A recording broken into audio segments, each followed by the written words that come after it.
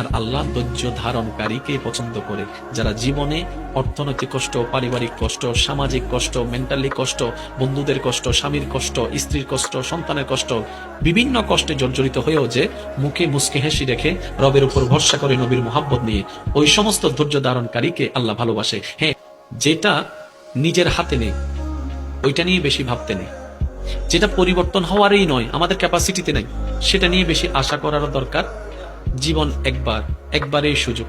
কান্না করলেও জীবন মৃত্যুর দিকে এগোতে থাকবে, কষ্ট পেলেও জীবন মৃত্যুর দিকে এগোতে থাকবে। কষ্ট পেয়ে টেনশন করে, হতাশা হয়ে, কারো পাওয়া না পাওয়া চিন্তা করে, পাওয়া না পাওয়ার হিসাব কষে জীবনের সময় নষ্ট করার কোনো দরকার নেই।